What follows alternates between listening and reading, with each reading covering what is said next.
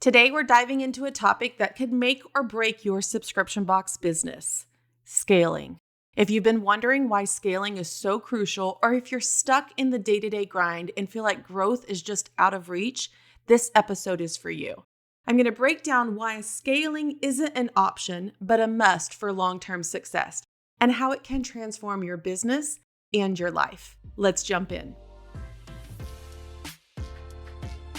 Welcome to the Launch Your Box podcast, with weekly tips, tricks, and strategies to start, launch, and grow your subscription box. Now, here's your host, Sarah Williams. Hey, everybody. Welcome back to the Launch Your Box podcast. I'm so excited about today's topic because we're really diving into something that can transform your business, and that's scaling your subscription box. I'm going to take you back to 2017 when young, fresh-faced Sarah was starting her subscription box. I launched with 44 subscribers. I had a goal of 50. I launched and I got 44 subscribers. And in that moment, when I go back to 2017, I never, ever thought that I would be here in this moment. I couldn't imagine packing thousands of subscription boxes a month. I couldn't imagine having my own fulfillment warehouse. I couldn't imagine having a team of people that would pack this. 44 subscribers was me personalizing and packing each box with love and care myself. And my goal when I started the subscription box was to have 100 subscribers. And I thought that was going to take me forever to get there. And what that 100 subscribers represented to me was that people loved what I had. It also was a number that would pay for my overhead expenses of my retail store. So those fixed expenses like rent and utilities. And so that was the goal. Little did I know that very quickly 44 would turn into 400, would turn into thousands. And those were also the challenges that I faced as I was scaling. I grew fast. I planned growth fast, and I was growing faster than I could keep up with. And I wasn't willing to admit it at that time. And I needed to slow down and catch up to the business. I grew so fast in a period of 18 months. I almost grew myself out of a business. I almost just was burnt out and couldn't keep up because I didn't know what I needed to know to scale this business effectively. And I needed to slow down that growth so I could catch up to the business. When I was having hundreds of subscribers, probably near 1,000 subscribers, I had one employee. I had 2 embroidery machines. I would literally sit behind the embroidery machines for 10 hours a day, 10 days straight. This is me running the business and embroider the monograms for the subscription boxes. My logistics were so far behind the growth of the subscription, and it was really hard. And so we're going to talk about scaling today so that you understand, how to do that more effectively than I did, the lessons that I learned along the way, and really to understand if you're ready to start scaling your own subscription box business. Now, scaling isn't just about making more money. So it's not about, we say scaling is growth, right? It's about creating systems and processes that allow you to grow without burning out. I wasn't scaling. I was growing, but I didn't have the systems and processes in place to actually scale my business. So what I was experiencing over that 18 months was just rapid growth, but not scaling. And so scaling matters because when you have these risks of staying small, right? There are risks when you play small. There's mindset shift that you need. And we're going to talk about how to recognize if you're ready to start scaling. Okay. So let's look at really growth versus scaling. I'm talking about growth. I was growing, but I wasn't scaling. Growth is about adding resources. Like I was adding time, I was adding money, I was adding effort, and I was increasing my revenue. That was growth. But scaling focuses on increasing revenue significantly without the proportional increase of resources. So if I was scaling in those 18 months, I wouldn't have been sitting behind an embroidery machine for 10 hours a day for 10 days straight. I would have scaled my resources along with the growth of my business. And that's what happened. There's a difference between growth and actually scaling. And we're going to talk about that in this episode. Here's an example to give you. So growth would be packing 100 subscription boxes and then maybe 100 other orders. I'm growing, people are buying more things. I'm packing 100 subscription boxes and then I've got to go pack 100 one-off orders. Scaling is really packing 200 of the same subscription box orders instead of one off here, one off here, one off here. And this maximizes your resource because if you're listening to this, you're probably a product-based business owner. You know the difference in packing 100 of the same thing versus 100 different orders. It's a big difference. So if you've got a product that's scalable, like your subscription box, you're not having to add double the resources to double your subscription box. You just have to get some systems and processes in place so that you can maximize your resources that you have and be efficient in packing those 200 of the same thing. So that's really what scaling is. Growth comes. Scaling of one particular product is what we're talking about. And we're talking about that in the form of subscription boxes. Subscription boxes rely on the consistency and scalability to stay profitable. We know that we get better pricing when we buy in bulk. We know the more boxes we buy, the cheaper they are. We know the more pieces we buy, the reduced cost is on that product. So subscription boxes rely on being able to scale to increase our profit margin as we grow. Without scaling, it's really easy to hit a ceiling where your costs are break even sometimes. And that's why it's important to focus on scaling that one perfect product. And that one happens to bring reoccurring revenue to you. And so that's what we're going to talk about. So I like to talk about the benefits of scaling first. We're going to talk about a lot of different things in this episode, but let's just talk about the benefits of scaling. The first one is the financial freedom that you're going to gain. When you start to scale your business, scale your subscription box, you're unlocking higher profit margins because your cost per unit decreases as you go. So while you might be starting at a 40% profit margin, as you scale, you're going to get 50, 60, 70% profit margin. So that's going to build a lot more cash flow back into your bank account.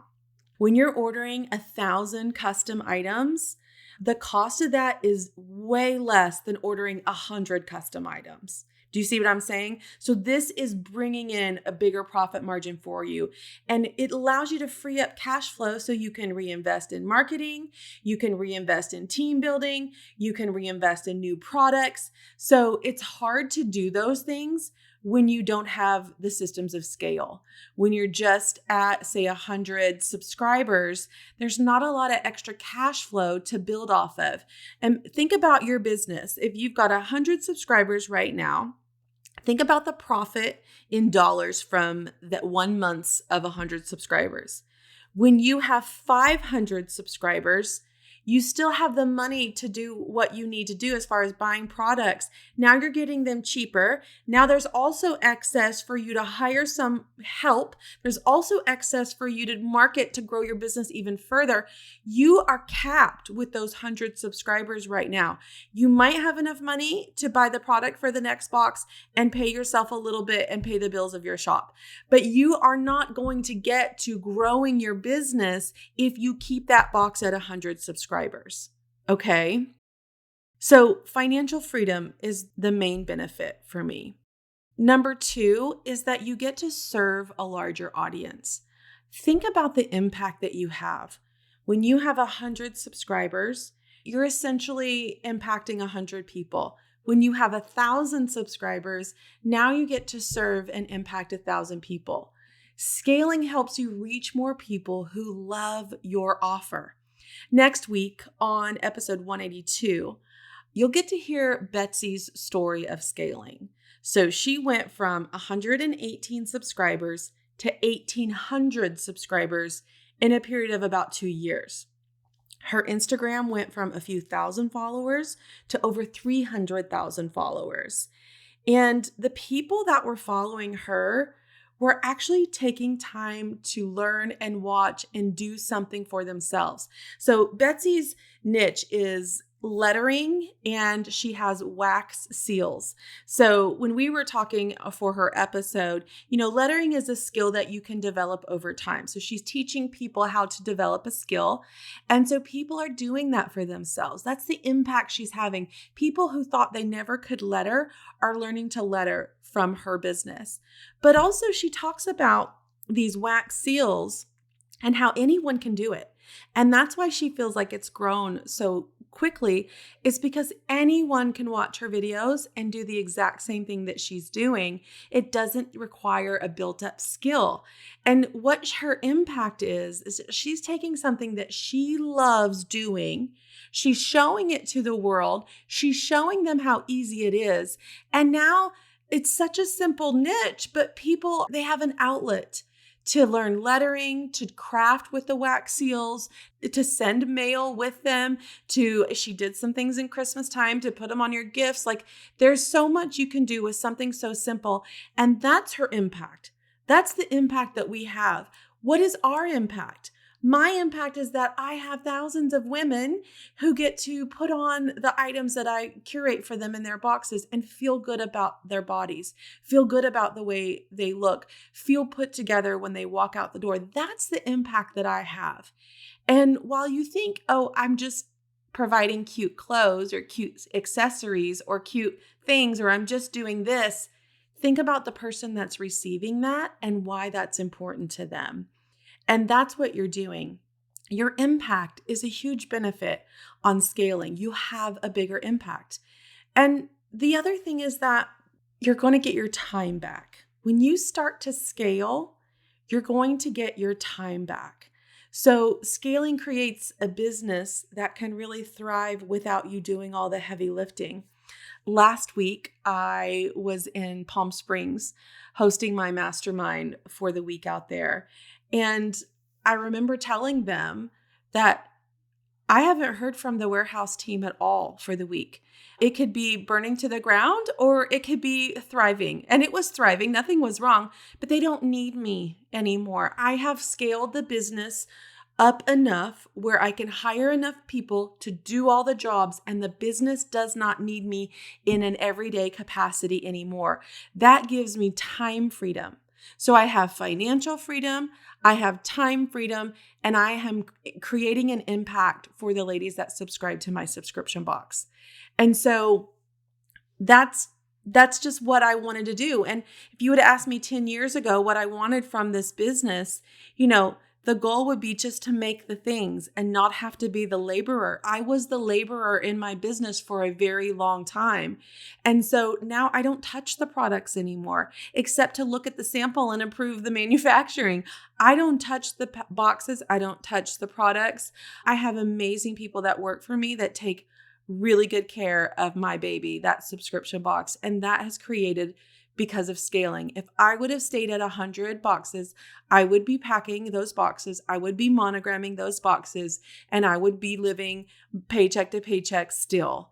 And so scaling has created a lot of freedom for me in my business. It also can really make your business more valuable and potentially sellable in the future. I'm not a spring chicken. I am not going to do this for the next 30 years. So how do I set my business up to be, sellable?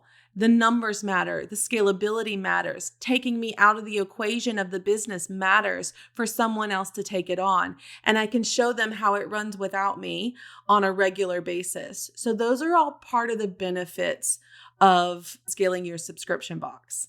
Now, on the flip side, let's talk about some risks of not scaling, okay? And the first one that I can think of that I feel like I've seen over and over again is the burnout. Many subscription box owners think that they can just do it all. Packing, customer service, marketing, curating, but all of this leads to burnout fast. And we do all these jobs. We do all of these jobs in the beginning. I did every one of these jobs for my business, plus personalizing, plus shipping, plus, all the things. I did every one of those jobs. I know what that's like. And I did it into hundreds or thousands of subscribers. I know what that's like. And I was so exhausted and I was so burnout and I was so just reactive instead of proactive in my business. And I don't know how long that would have been sustainable, right? And people do that because they say, I don't want to hire. I don't want to manage people. I'd rather just do it myself. It'll save the headache. I don't have to deal with people's personalities and attitudes and all the things, right? That's what we say. I don't want to hire people. And then I don't want to manage a warehouse and a team of people and all the things. I said that for a long time. I'd rather just stay small. I don't have to hire a bunch of people. I don't have to rely on other people. I don't have to manage a big warehouse and all of the things that come with it. But that wasn't what happened for me. That wasn't in the cards for me. I realized that I couldn't sit behind that machine 10 days a month. When I was exhausted, I basically took half of my month every month and did nothing for the business except stitch. I was covered in thread all the time. My back hurt, my hands hurt, it was so inefficient. I needed to start to scale the business and catch up to the growth of the business. The other really risk of not scaling is plateauing. When you don't scale, or you don't plan to scale, or you don't try to scale, you're going to reach a point where your growth stops. And this is going to put limits on you. Okay. If you don't want to scale or you don't put the infrastructure together to scale, here's an example. Oh, but I work from my home. I can't hire anyone because I don't want them in my home, right? This is something common that I hear a lot. You're choosing not to scale. You're choosing not to create growth in your business because you don't want to hire people, because you don't want someone in your home. So what's the answer? We have to get a building outside of our home. I get not wanting people in your home, but you're choosing to cap your business. This limits your income. So this is going to limit your financial freedom. This is going to limit your time freedom, and it's going to limit the ability to reinvest in your business. And that's what we need for true growth. That's what we need to truly scale. We've got to be able to reinvest in our business. And when we say, I don't want to hire and I don't want to manage more products and more space, then we're not going to scale and we're going to plateau. And that's fine. If you just need some little side money and you're making that, that's fine. But if you truly want a business that has long-term success, pays you well, and is sustainable over time, you've got to start thinking about scaling your subscription box business. And a lot of it comes from your mindset. A lot of it comes from that internal fear, right? What if I fail? What if I hire people and I can't pay them because I'm not actually growing? What if I rent a building and business starts to drop? What if I fail? What if I can't handle the growth? What if it comes too fast and I'm not able to figure it out? What's going to happen? But scaling is not about having it all figured out and being perfect. It's about the progress. It's about the systems and processes. And we don't have it all figured out overnight. But if you want to figure it out, if you want to scale, it's part of the journey. We figure it out as we go. It's also like being a mom, right? You don't always know how to be a mom when you have a baby. You figure it out as you learn your child, you learn yourself, you learn how to be a mom. It's not about being a perfect mom. It's about progress. It's about your journey of being a mom. I relate being a parent to being a business owner so much because I feel like it's the same thing to me. We have to remove the scarcity mindset and really put ourselves in the abundance mindset. We have to start investing in tools, in people, in systems to be able to scale. And that feels risky and that feels scary. But if you don't ever do it, you don't ever know, right? Instead, you're sitting behind 2 embroidery machines trying to monogram 1,000 pieces in 10 days. by yourself. Instead of worrying about what happens if I grow, I want you to think about the benefits of your growth. Can I hire someone to sit behind that machine so I don't have to? Can I hire someone to pack so this isn't solely dependent on me? What happens if I get sick? Are the boxes going to get out on time? Is this business too dependent on you? And if that's the case, you're the bottleneck of your own business. You're never going to scale if this business is too dependent on you. I need you to view these challenges as opportunities to learn and grow and stretch. And you're going to have setbacks. We're all going to have setbacks. And anytime we stretch ourselves, you have to be uncomfortable to feel the wins. Riskiness is uncomfortableness. You have to be uncomfortable in order to grow. There were a lot of times I was uncomfortable. Do you know how much an embroidery machine costs? $20,000 to $25,000 my machines cost. I had two, which was a huge investment. I'm paying payments on these two embroidery machines. As my business started to grow, I could pay cash for a third one and a fourth one and a fifth one and a sixth one. Do you know how great that felt to pay cash for these embroidery machines? Because my business could absorb that and I needed it to get monogramming done quicker, and I'm still growing. And there are times I had setbacks. There's times that I made a $10,000 sourcing mistake and I had to eat that in my business. There will be setbacks. There's been product loss in the ocean and I had to figure it out. There's been packaging late, not show up, or come all damaged. All these things happen whether you're at 100 subscribers or 1,000 subscribers. The problem is the cost is just bigger. But you're gonna grow from that. You're gonna learn from that. And that's where I need you to flip your scared mindset, your scarcity mindset, your fear into a growth mindset. And let's talk about how you know when you're ready. So there's a few signs of you knowing when you're ready to scale. First one is you've got proof of concept. You have launched your subscription. You have a great retention rate. You're selling new subscriptions regularly, and you have that steady, consistent subscriber base that is growing. It might be growing slowly. You might be kind of plateaued a little bit, but you're at the point where you know that what you have is scalable. Okay? What you have, people want. That's where we need to be before we push the gas on scaling. Okay? You also have a clear audience understanding.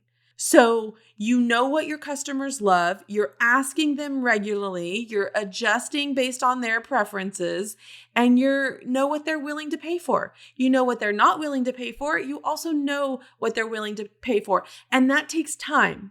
You can't just launch a subscription and start scaling the next month without really knowing your audience. If you've had an audience for a long time, and the subscription launch is new and it's taking off, it's because you know those people. You've had that audience. The other signs that you're ready is that you're ready for solid processes.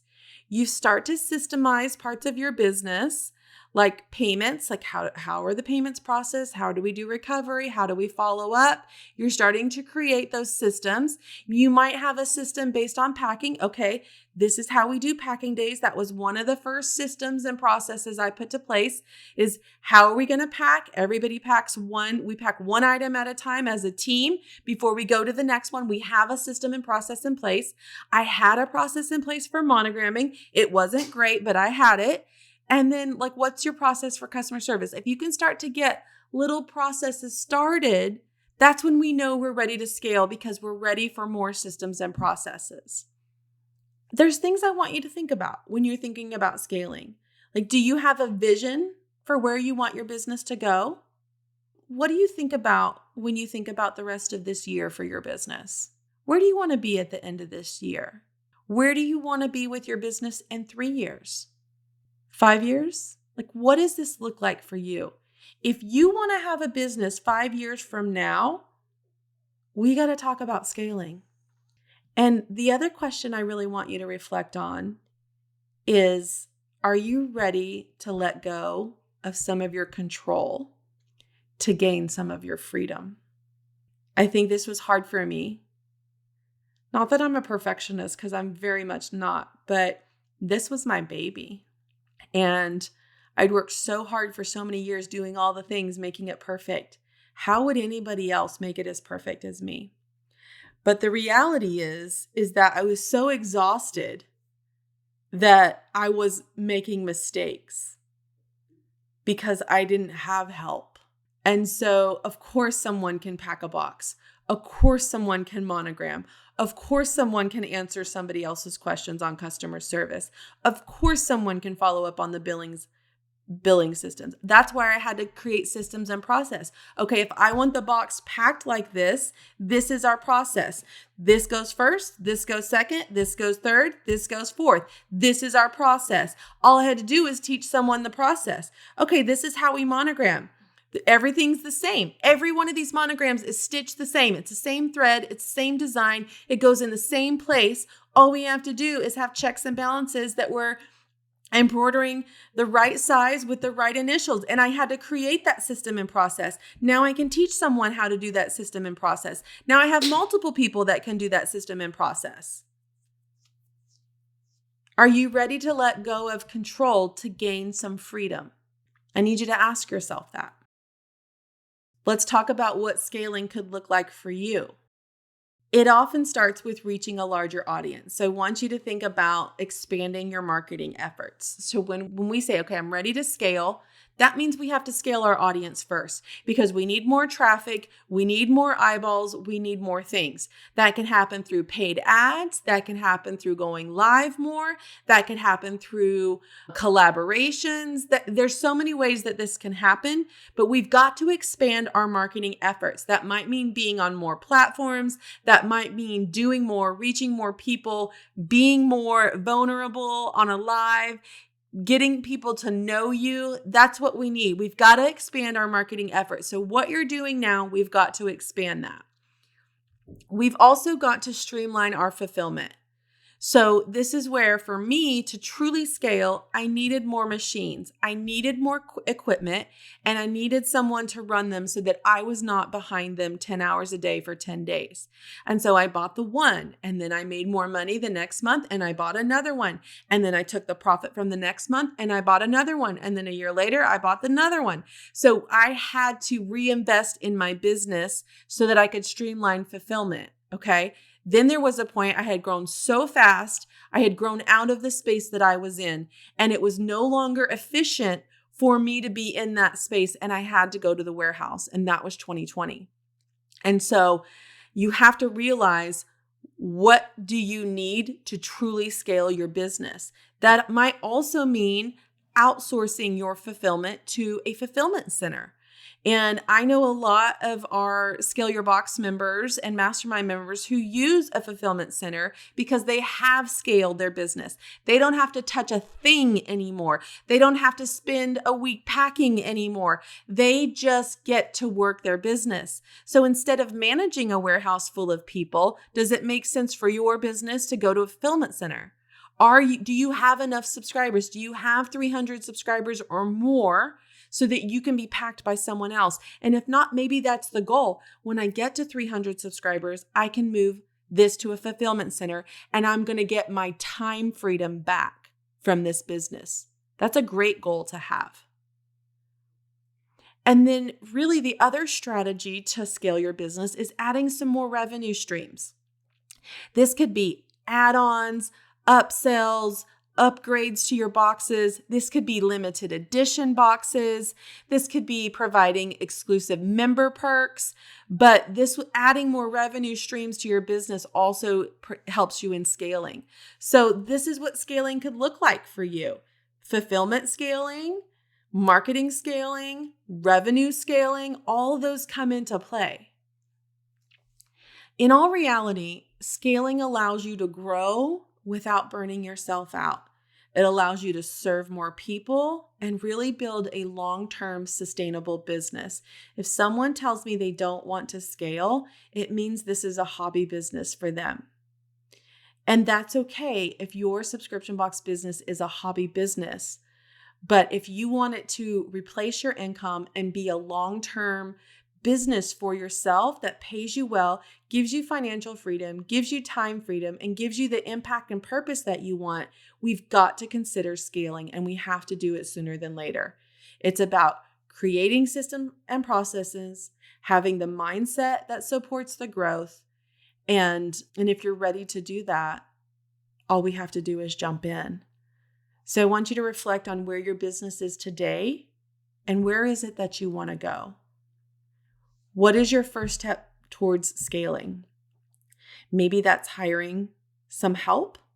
Maybe that's getting a fulfillment center, a small location, a warehouse. Maybe that's building some systems and processes. Maybe you're still doing everything and you thought, okay, how would I build a system for this so that when I hire someone, this is how I'll teach them to do it. Maybe it's being a part of a community where everybody around you is working on scaling. If you've been listening to this episode and you're ready to start scaling your subscription box, I want you to head over to joinsyb.com. That's joinsyb.com. And I want you to learn more about my program called Scale Your Box.